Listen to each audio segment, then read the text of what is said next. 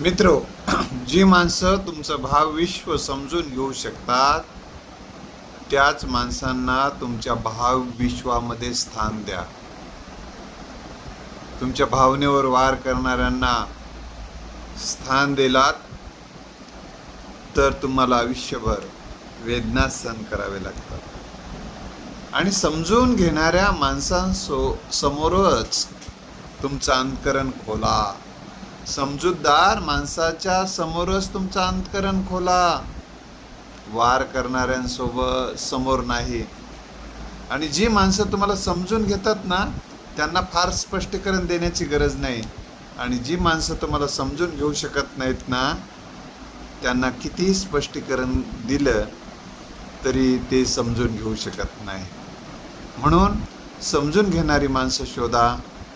4-2 का असेना ते